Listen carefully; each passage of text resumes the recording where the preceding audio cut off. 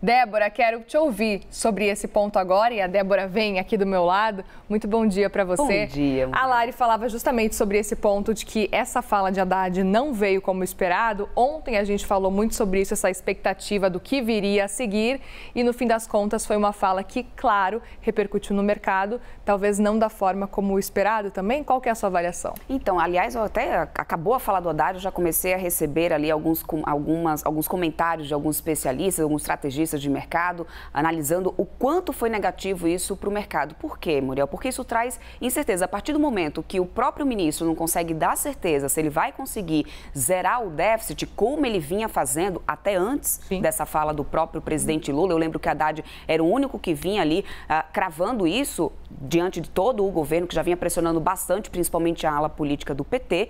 Aí sim, isso traz incerteza para o mercado. Incerteza por quê? Se o próprio governo não consegue ter certeza se vai conseguir controlar as suas contas públicas, né, como que então a gente pode garantir um país com uma estrutura saudável economicamente para que você se atraia mais investimentos, né? Então, por outro lado, não só isso é ruim para o mercado, como também é ruim para o Banco Central.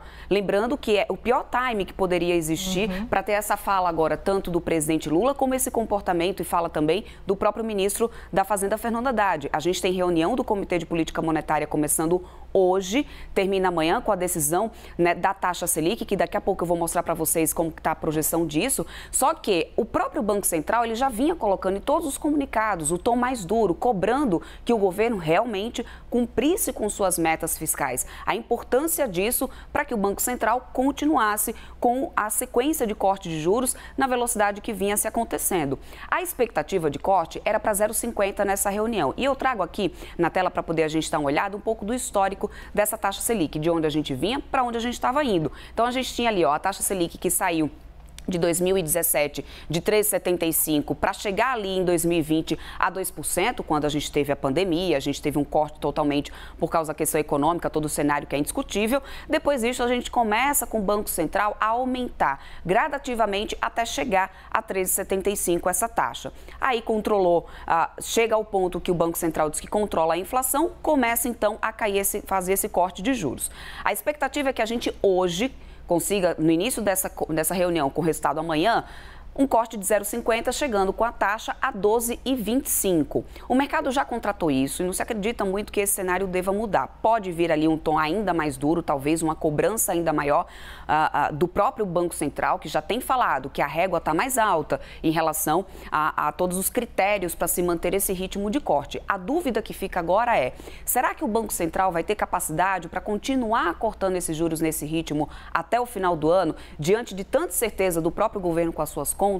Essa é a grande preocupação que fica e que com certeza acende uma luzinha aí desse Banco Central agora. E a gente tem essa preocupação muito palpável nesse momento porque é a reação do mercado financeiro, né? Qual que foi a reação logo depois da fala de Haddad? Como é que ficou o mercado financeiro, principalmente ontem, logo depois desse cenário? O Ibovespa virou para uma queda, o Ibovespa que vinha subindo porque a gente tinha um cenário externo favorável e o dólar virou para uma alta, dólar que chegou a bater 4,99, olha só como a gente fechou ontem no dia. Alta de 0,69%. A R$ 5,04. Mesmo com a alta da Vale, inclusive, a gente não conseguiu sustentar uma alta do Ibovespa, porque pesou muito negativamente. E o dólar é realmente o que traz essa sinalização de risco realmente, né? Quando a gente vê qualquer risco ali político, qualquer ruído político, a gente já vê logo o impacto diretamente no câmbio. Além disso, na taxa também de juros, na taxa básica, nos juros futuros, nos DIs, que também traz essa incerteza e já começou a precificar lá no miolinho da curva essas incertezas em relação às contas do governo, em relação